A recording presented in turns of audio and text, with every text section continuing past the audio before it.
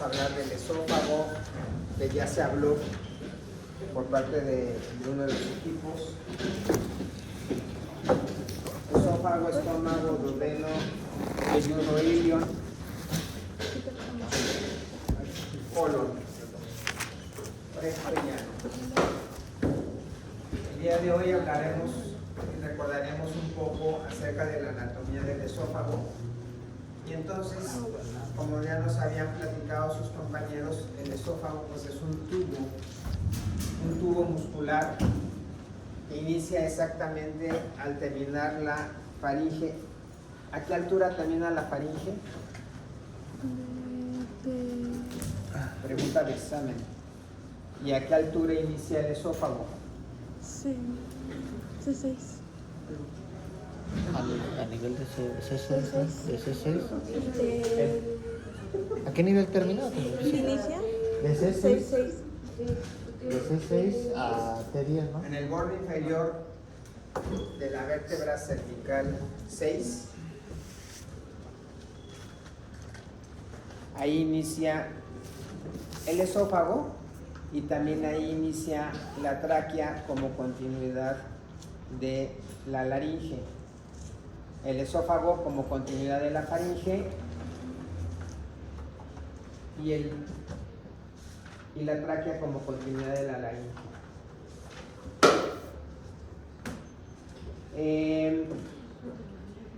Es importante tener medidas, y una de las referencias que se utiliza tanto para estudios endoscópicos como para la realización de colocación de sonda nasogástrica es a partir del arco dental, ¿sí?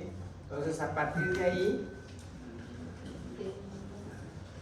vamos a dividir nuestro esófago en una porción cervical que va a estar en el cuello, después su trayecto es en el tórax y al rebasar el hiato esofágico a nivel de la T10 tenemos el esófago abdominal. Entonces, de la arcada dentaria a la porción cervical más o menos son 15 centímetros desde el arco dental. Ya la longitud del propio esófago como tal son 5 o 6 centímetros a nivel cervical.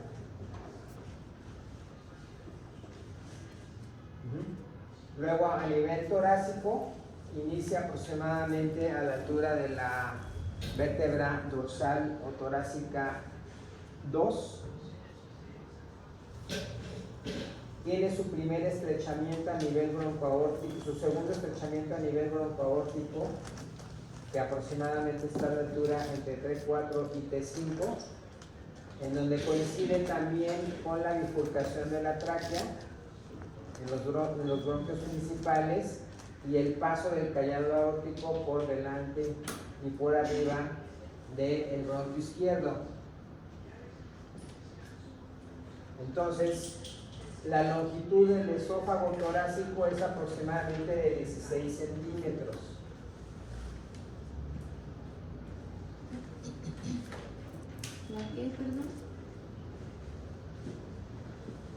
La longitud del esófago torácico es aproximadamente de 16 centímetros. La longitud cervical es entre 5 y 6 centímetros. Y la longitud intraabdominal es aproximadamente de 3 a 5 centímetros, dándonos un total entre 25 y 28 centímetros de longitud el esófago en su totalidad. Entonces, ¿cuántas porciones cuántos segmentos esofágicos tenemos? Un cervical, un torácico y un abdominal. El cervical, pues como es corto, no tiene mayor cambio, pero en las regiones torácicas podemos subdividirlo en un tercio superior, también conocido como supraácido aórtica, una porción intermedia que es por detrás de la aorta, y a la altura del ilio pulmonar, que es el tercio medio o interácido aórtica, y la porción final del esófago torácico, que es la porción infraácido aórtica. De ahí el esófago rebasa el hiato esofágico en el diafragma a la altura de T10 y tenemos el segmento abdominal, que corresponde a la unión esófago-gástrica.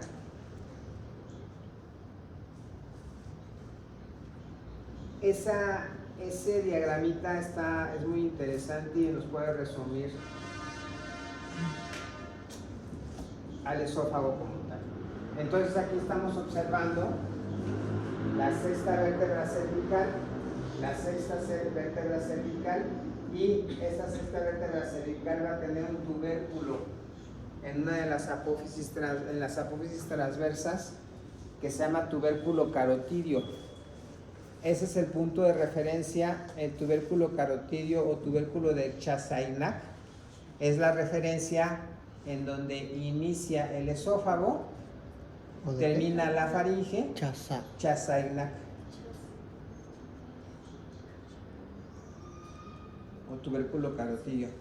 Y es a la altura donde la carótida primitiva se va a bifurcar en dos, en carótida interna, que se va a la base del cráneo medio, y la característica es que no va a dar ramas hasta entrar al cráneo, y la carótida externa, que se va a dar toda la irrigación de la cara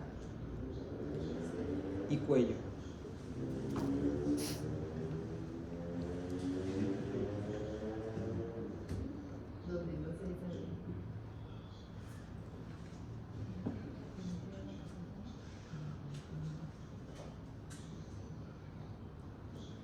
Pues aquí lo tenemos, la arteria carótida común derecha, la arteria carótida común izquierda, y a la altura de la sexta vértebra cervical se bifurca a nivel del tubérculo carotidio.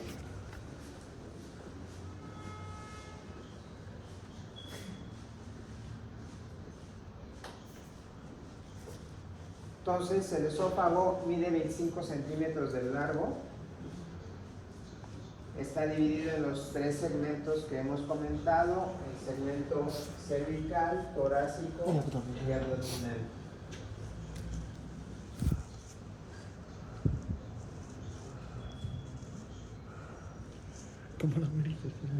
El esófago va a tener estrechamientos: un estrechamiento superior, un estrechamiento medio y un estrechamiento inferior. ¿Sí? Ese estrechamiento superior es a la altura de la unión faringoesofágica, que es el estrechamiento cricofaringio o faringoesofágico.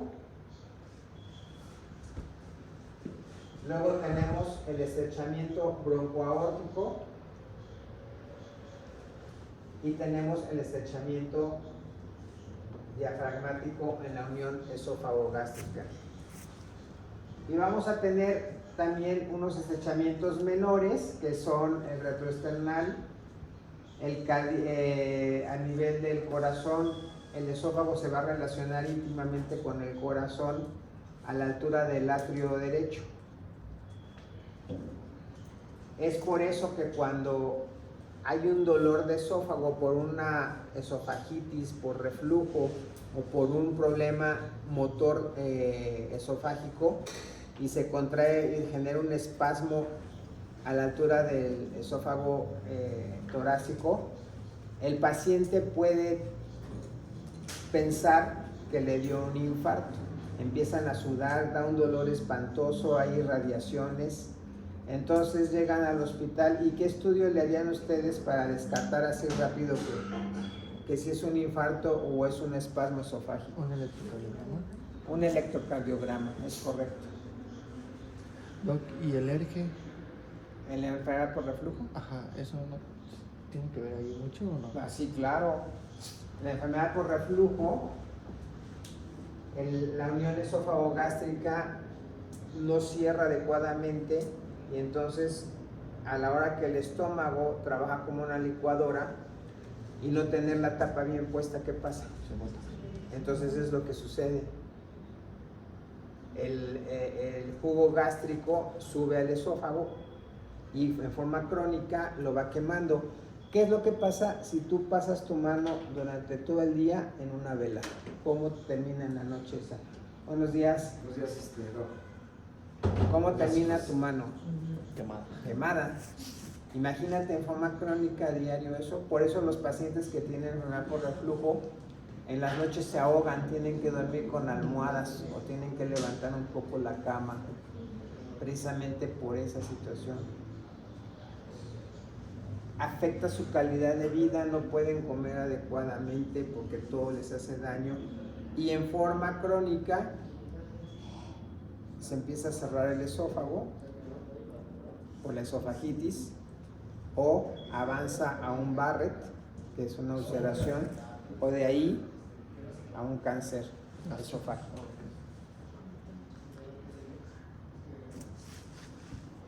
El esófago va a tener curvaturas a nivel del cuello, al pasar por detrás del bronquio izquierdo, ¿sí? Aquí es una pequeña curvatura porque la aorta se le pega en un segmento, se hace posterior y lo avienta hacia la derecha debajo de la canina y atrás, pues por la cuestión del pericardio, el esófago se tira un poco hacia atrás. Aquí vendría el corazón.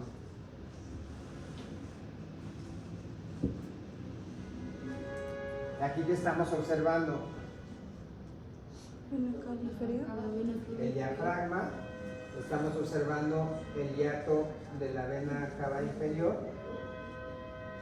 y a un lado a la izquierda y un poco más abajo a nivel de T10 observamos el hiato esofágico y abajo a nivel de T12 encontramos el hiato aórtico.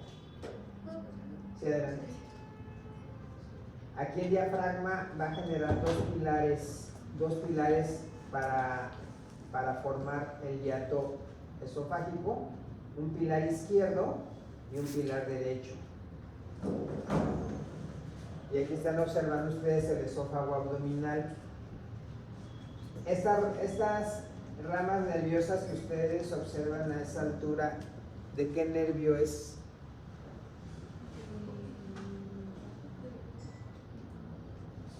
El vago o neumogástrico o décimo par craneal. Ese nervio, el nervio vago, al salir del agujero rasgado posterior, se va a nivel cervical, se va a pegar a los lados del esófago. Conforme va descendiendo, embriológicamente el tubo digestivo queda anterior y se va girando hacia la derecha. Entonces el vago izquierdo a nivel del tercio inferior en el tórax se va a volver anterior y el derecho se va a volver posterior. Entonces vamos a tener troncos vagales anteriores Y posterior. y tronco vagal posterior. Entonces junto con el esófago, a la altura del hiato esofágico, pasan los nervios vagos con el esófago hacia el abdomen. En el tercio superior, ¿qué importancia tiene la musculatura faringoesofágica? Si se dan cuenta, les había yo platicado El triángulo que de Killer. el esófago como tal, a la hora de entrar o de iniciar su formación a la altura cervical, las fibras circulares quedan desnudas. Se observan aquí las fibras circulares del esófago y las fibras longitudinales externas se abren, ¿sí? Entonces aquí se genera una zona de baja presión. Aquí en este rombo que se nos forma, esta zona, que es el inicio del esófago, está abierta en la parte posterior, hay un área desnuda y las fibras longitudinales en B ya se cierran bien en la parte posterior, en la porción final del esófago cervical. Entonces aquí se nos forma un área de baja presión y aquí tenemos los músculos constrictores de la faringe fusionados, superior, medio y el inferior, ¿sí? Y aquí observamos el músculo cricofaringio. En esta área donde se fusionan los constrictores inferiores igual tenemos un triángulo de baja presión, y es a través de él que la parte de la mucosa de esófago-faringia puede formar un saco que se llama divertículo. ¿Es lo del triángulo de Killian y Lange? Este divertículo se llama divertículo de Zenker. Es poco frecuente, pero es una de las patologías que encontramos en el esófago superior.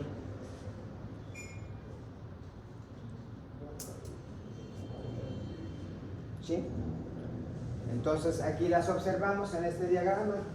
Observamos la B, el área desnuda, las fibras circulares. Si yo les pregunto en el examen, ¿quién forma la zona desnuda o el área desnuda de la unión faringoesofágica? ¿Cómo me contestarían? Las fibras circulares del esófago, ¿sí?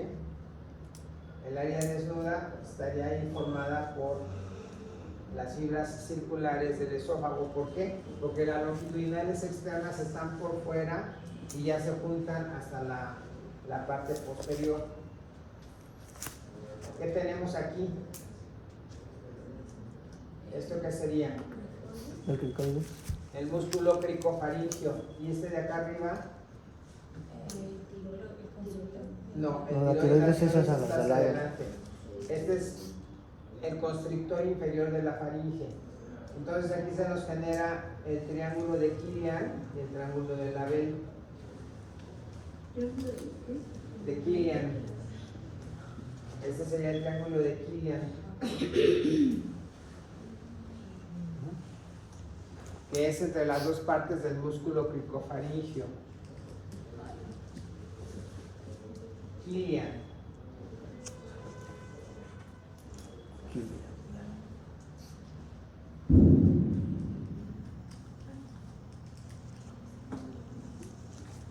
Muy bien. El esófago cervical mide aproximadamente 6 centímetros. Se extiende desde C6 a T1 o T2 a la altura del cartílago cricoides. ¿Sí? A nivel de las articulaciones externo-claviculares.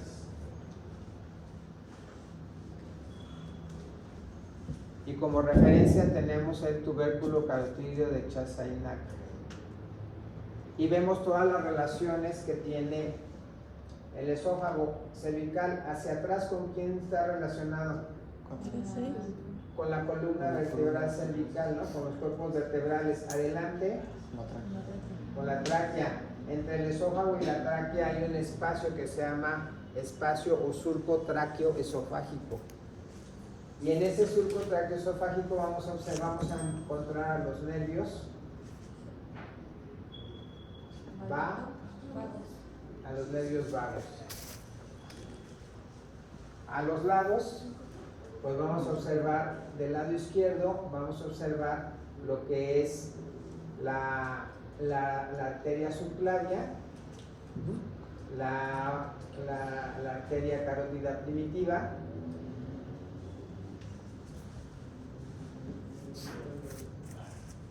¿qué estamos observando ahí? Esta es una serie esófago-gastroduodenal, y entonces podemos observar este saco. ¿Qué es el divertículo? que está fuera del contorno del esófago y es compatible con un divertículo de Zenker. Doc, o sea, el divertículo puede causar como dificultad para respirar y eso, o Está comiendo la persona, pasa el bulo alimenticio, pero también pasa hacia el divertículo, entonces es más fácil que se infecte y que se perfore y que genere pues un problema séptico en el paciente. Ok, ¿cuáles son? Este tipo de corte es transversal. Estamos observando la columna, estamos observando el esófago, la tráquea, el surco traqueoesofágico y hacia adelante estamos observando la glándula tiroides. Entonces, hacia adelante, el esófago se va a relacionar con la vaina carotidia. Esta vaina carotidia, la aorta tiroidea inferior, que entra por la parte posterior a los lóbulos del tiroides para dar su irrigación a las paratiroides y a la tiroides en su porción inferior de los lóbulos tiroideos. Y se va a relacionar con el nervio laringio recurrente, que es rama de quién? El nervio laringio recurrente es rama del vago o décimo par craneal. El nervio laringio recurrente del lado derecho se llama recurrente cuando hace esto y regresa, por eso es recurrente. Acá está mi cabeza, viene el nervio vago del lado derecho a la altura de la subclavia derecha, por debajo de su borde, da la vuelta y se regresa hacia la laringe. Y el vago del lado izquierdo avanza y el nervio laringio recurrente a la altura del callado aórtico se da la vuelta y regresa. Entonces, la recurrencia del laringio recurrente al lado derecho la hace a la altura de la subclavia derecha y el recurrente izquierdo lo hace a la altura del callado de la aorta. Hacia atrás se va a relacionar con la fascia alar, con el ligamento longitudinal anterior y los músculos largos del cuello y la columna vertebral.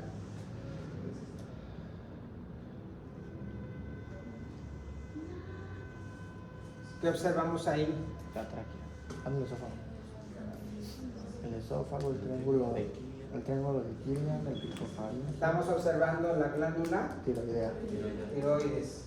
Estamos observando Los músculos. faringe, constrictor superior, el medio y el inferior.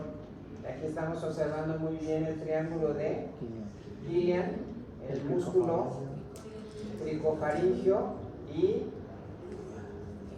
las fibras longitudinales y el área desnuda del esófago, la B. Eso es lo que hicimos, ¿no? Y aquí podemos observar Sí, ¿verdad? lo que es nuevamente los constrictores, el inferior, el tricofaringio, el triángulo de Killian y la salida del divertículo de Zenker. El bolus. ¿Lograron ver esto en el cadáver? ¿En el de aquí? Tienen que buscarlo. Muy bien. El esófago torácico. En el esófago torácico, hacia adelante, ¿con quién se va a relacionar el esófago? Con la tráquea, con la carina, con los bronquios, con el callado aórtico.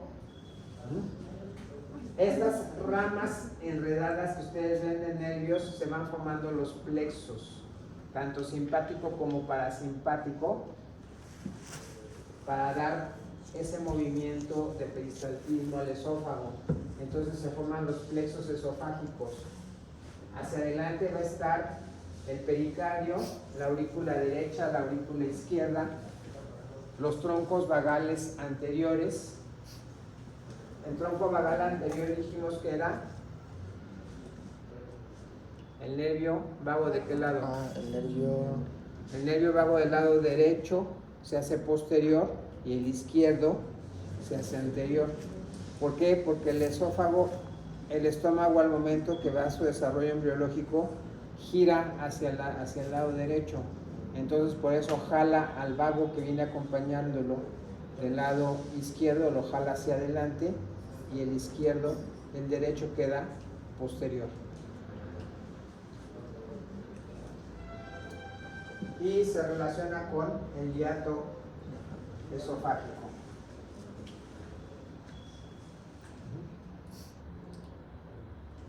Del lado derecho, aquí estamos observando el lado derecho del tórax y aquí estamos observando el esófago. ¿Ah?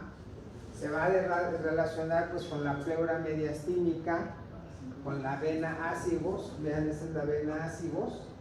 Y vean, la vena acibos drena a la vena cava superior. Con el bronquio principal derecho, esta es la raíz pulmonar, esto es la raíz pulmonar, ligamento triangular, el que estamos observando el pedículo que va a entrar al pulmón. El bronquio derecho, lo que son las venas pulmonares, las arterias pulmonares y linfáticos.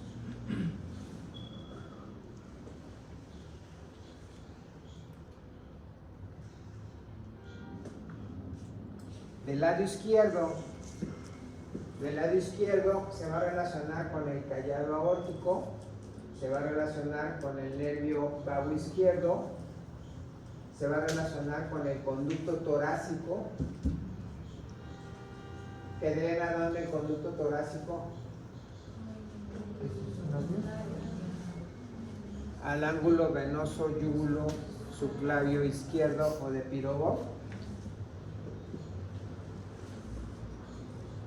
Se va a relacionar con la pleura del lado izquierdo y la aorta descendente, la aorta torácica descendente.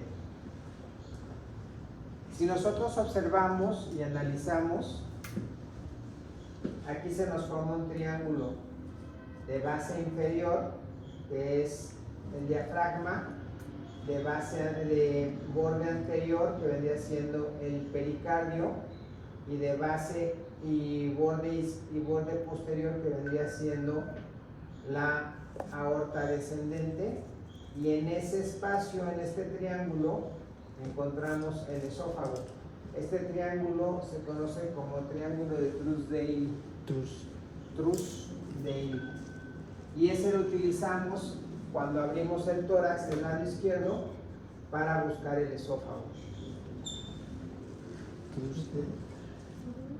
Truesdale. El esófago abdominal. El esófago abdominal se encuentra entre las vértebras torácicas 11 y 12. Adelante se va a relacionar con el lóbulo izquierdo del hígado, con el tronco vagal izquierdo o anterior y el plexo esofágico que se forma. Se va a relacionar también, aquí tenemos, ¿qué es esto? Es la aorta. Tenemos el hiato aórtico y a 1.50 centímetros, a 1.5 tenemos a 2 centímetros, de unos 5 a 2 centímetros tenemos la primera rama impar de la aorta abdominal, que es el tronco celíaco.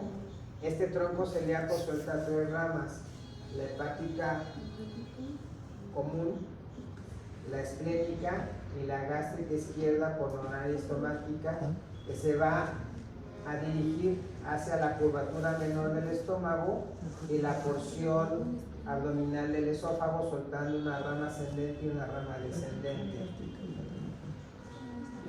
¿Sí?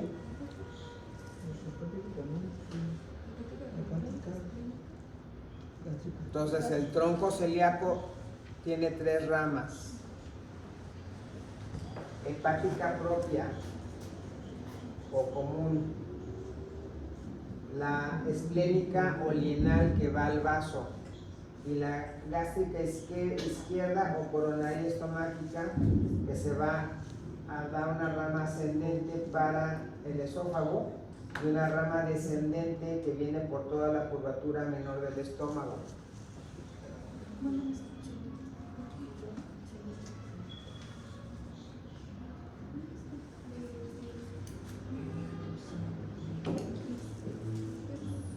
Hacia atrás, el esófago abdominal es este, y tenemos el pilar izquierdo, perdón, ese es el pilar izquierdo y el pilar derecho. A un lado vamos a encontrar el lóbulo caudado del hígado, que es nuestra referencia cuando entramos a hacer una cirugía antirreflujo. Observamos el lóbulo caudado y por ahí cortamos el ligamento, lo que es la pars condensa y la pars flácida del ligamento hepatoesofágico.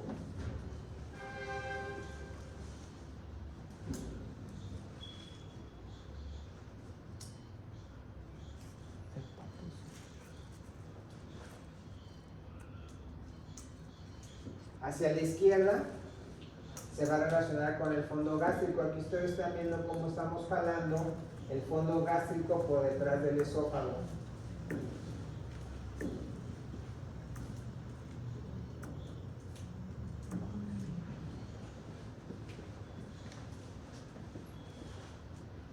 Aquí estamos observando el ligamento gastrohepático y aquí estamos observando ¿qué? El hígado, pero ¿qué les dije que era nuestra referencia? Lóbulo caudado. Aquí está el lóbulo izquierdo, acá está el lóbulo derecho. Se está levantando para poder ver el hiato esofágico, el lóbulo izquierdo. Y inmediatamente al levantar el lóbulo izquierdo nos vamos a encontrar el lóbulo caudado o despigue. Lóbulo caudado o despigue. Aquí ustedes ven la membrana gastrohepática o hepatogástrica, como quieran llamarla, en donde tiene una pars flácida que es transparente y avascular, y de ahí a esta parte superior, ya a la altura de los pilares, es la pars condensa del ligamento gastrohepático. Aquí estamos observando cómo es una hernia diafragma, es una hernia hiatal. Estamos viendo parte del estómago, cómo se mete al tórax, aquí a lo que es el hiato esofágico. Entonces aquí tenemos que cortar todo esto para descender bien y liberar bien los pilares y bajar el estómago a su lugar, y el esófago que está en el tórax, volverlo intraabdominal y hacer la funduplicatura. Y aquí estamos observando el fondo gástrico, cuerpo del estómago, curvatura menor del estómago, curvatura mayor del estómago, epiplón, eso que ven de amarillo es el epiplón. De este lado izquierdo vamos a encontrar el vaso. Aquí en esta imagen vemos el pilar derecho, el pilar izquierdo del hiato, vemos al fondo lo que es el hiato esofágico, está la aorta. ¿Por qué? Porque más abajito vamos a encontrar el hiato aórtico, aquí está la aorta. Aquí lo que se está haciendo es cerrando los pilares para que no haya este espacio y no se vuelva a herniar la cirugía que se está haciendo. Esto es esófago abdominal. Esa es la ventana retroesofágica, es el espacio que tenemos por detrás del esófago y por donde se va a jalar y por donde se jala el fondo del estómago, que está al lado izquierdo, se jala por detrás de él para hacer una corbata y de esta manera mejorar la funcionalidad de la unión esófago-gástrica para que ese reflujo ya no genere tanto problema en el paciente. ¿Todo esto es laparoscópico? Sí, esas imágenes son laparoscópicas. La cirugía de hiato por vía laparoscópica es lo mejor que hay. Antes, cuando todavía, aquí la cirugía laparoscópica llegó en el 2003, 2004. Antes de ese tiempo, las funduplicaturas las hacíamos prácticamente a ciegas porque era abrir, y esta maniobra la hacíamos con el dedo porque no se alcanza a ver. Llegando la cirugía laparoscópica impactó de gran forma, porque pues ya no tenías que abrir al paciente, no abrías cavidad, y una cirugía en donde puedes observar esto, pues mejoró la técnica totalmente. Si tú hacías una cirugía de hiato mal en aquel tiempo, el paciente se desnutría, vomitaba, el esófago crecía, el paciente se clavaba contigo el resto de su vida por mala calidad de vida. A raíz de la cirugía laparoscópica cambió totalmente, y esa cirugía tan compleja que era y que no era de buen pronóstico se convirtió en un muy buen pronóstico para el paciente y mejoró su calidad de vida.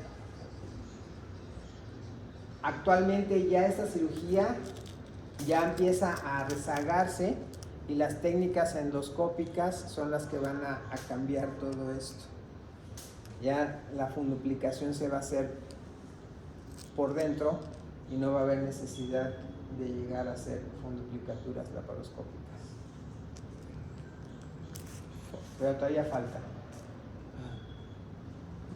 Este es un corte ¿de qué tipo?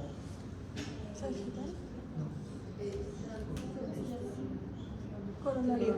Es un corte coronal en donde estamos viendo el diafragma, lo que es la fascia endotorácica aquí, la fascia endoabdominal acá abajo. Ajá. Vemos el paso del esófago, el cambio de epitelio del esófago, como nos habían comentado, es un epitelio escamoso estratificado. Acá hay una mucosa gástrica verdadera que es cilíndrica, de resistencia por el ácido clorhídrico, y este es el epitelio de cambio en la unión esófago-gástrica. Cuando él empieza a quemar por enfermedad por reflujo, este epitelio se hace una metaplasia, y es cuando se nos forma el esófago de Barrett, y posteriormente la evolución del esófago de Barrett puede ser a cáncer de la unión esófago-gástrica. Entonces tenemos la unión esófago-gástrica, esófago-estómago. Aquí vemos el cardias, que es esta, cuando empieza aquí la parte alta del estómago, el fondo. Este es el cardias, la unión esófago-gástrica. Aquí tenemos lo que es el borde o la curvatura menor del estómago, y hacia acá abajo tendría la curvatura mayor, siendo la parte más alta del estómago la tuberosidad gástrica, que viene siendo el fondo gástrico.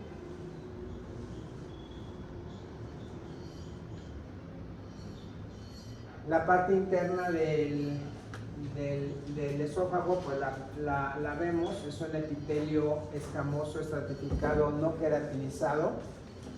La parte interna, esta que ustedes ven aquí.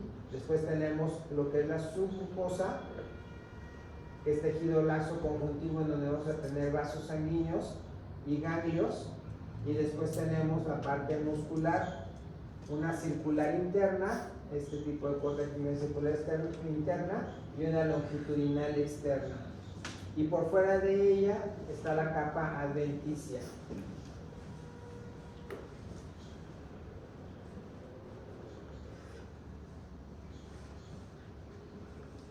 Muy bien. Entonces, en términos generales, la vascularización y drenaje del esófago a nivel cervical lo vamos a tener a través de la arteria tiroidea inferior, a nivel torácico a través de las intercostales, de la aorta descendente, y a nivel abdominal por la gástrica izquierda y las frénicas o diafragmáticas inferiores.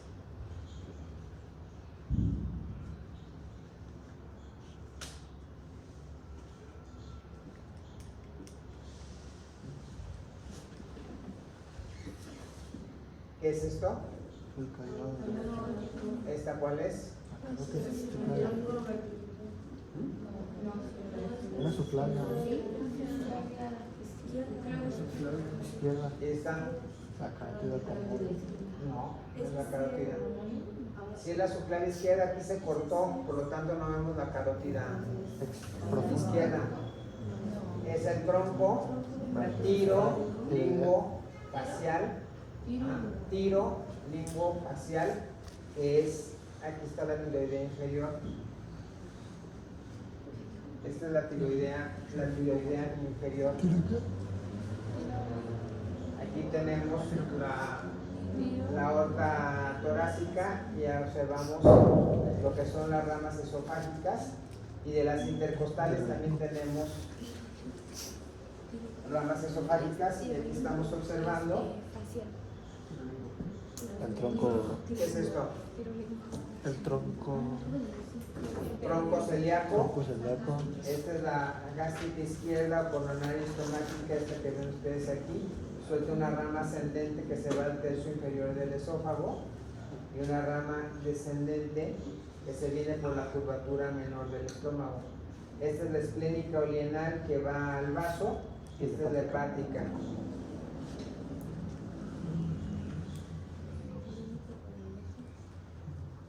¿No? Ok, entonces tenemos a nivel cervical,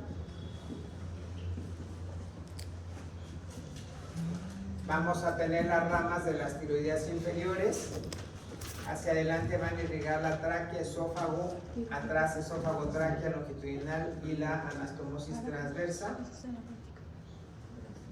Aquí ustedes pueden observar ramas secundarias o ocasionales que también contribuyen a la irrigación del esófago cervical.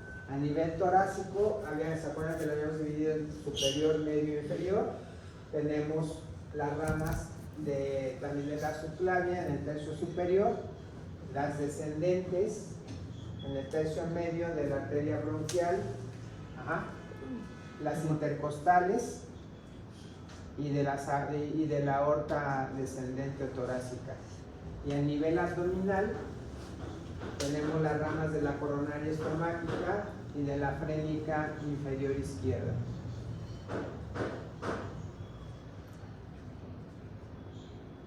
¿Qué estamos observando ahí? Las capas, la mucosa. Sí, vemos de fuera hacia adentro la adventicia, la longitudinal muscular externa, la circular interna, la submucosa y la mucosa. Y vemos los linfáticos y los ganglios que se van a colocar a los lados del esófago. ¿Sí? Vamos a tener ganglios a nivel del esófago abdominal, a nivel del esófago torácico, en lo que es el espacio tráqueo-bronquial, broncoaórtico, y a nivel cervical.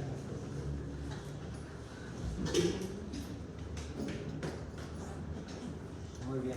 ¿Hasta aquí tienen alguna duda? No. Bueno, empezamos la práctica, por favor. Vamos a trabajar igual con